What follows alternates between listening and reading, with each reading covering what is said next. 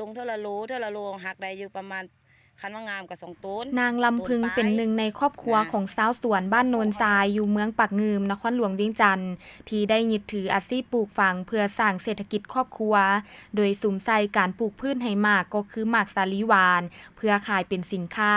ซึ่งปลูกในเนื้อที่ของตนเองและมีแรงงานในครอบครัวเป็นหลักซึ่งเพิ่นได้บอกให้ฮู้ว่า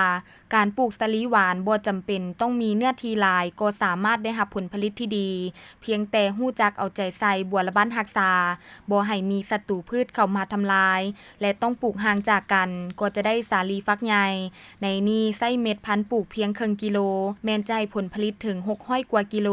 ใช้เวลาปลูก2 เดือนกว่าก็สามารถเก็บผลผลิตออกจำหน่ายได้โดยมีแม่ค้ามารับซื้อเอากับทีในราคาขึ้นลงตามท้องตลาดซึ่งปัจจุบันอยู่ในราคา 2,500 กีบต่อกิโลซึ่งสามารถสร้างรายรับที่ดีให้แก่ครอบครัวเฮ็ดให้ชีวิตการเป็นอยู่ดีขึ้นเป็นก้าวๆมีแม่ค้ามาทางบ้านเกินเด้เขาเจ้าก็แนะนำมาแต่นะแม่ค้าทั่วไปขายตลาดตามตลาดเวียงจันทน์เด้ส่งลงปักเซเด้ลงเท่าละโลหักได้อยู่ประมาณคันว่างามกับ2 ต้นปลายเนื้อที่หั่นโลนึงก็สิประมาณไร่นึงถ้าเฮาปลูกห่าง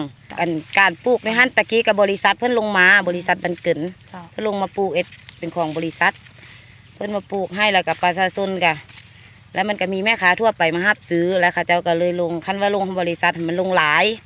มาเฮ็ดหลายมันได้จ้างคนแล้วเทื่อเอาเฮ็ดบ่ทันเอาบ่ทันผัดนั่นมันบ่งามนะยันลูกทื่นลูกหยังไป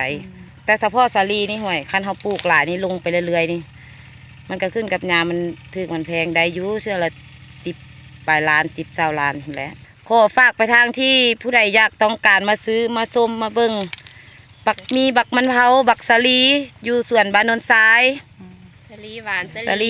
าลีแข็งอาหารมีครบมีเบิดเว้ารวมแล้วการปลูกหมากสาลีหวานเป็นอีกหนึ่งอาชีพที่น่าสนใจ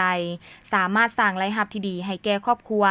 เนื่องจากวิธีปลูกและบัวละบ้านรักษาแม่นง่ายดายสามารถปลูกได้ตลอดปีและเป็นพืชที่ผู้บริโภคมีความต้องการนอกนั้นยังสามารถนำผลผลิตไปแปรรูปได้หลายอย่างอันได้เฮ็ดให้ชีวิตการเป็นอยู่และเศรษฐกิจครอบครัวของชาวสวนบ้านโนนทรายมีรายรับดีขึ้นเรื่อยๆ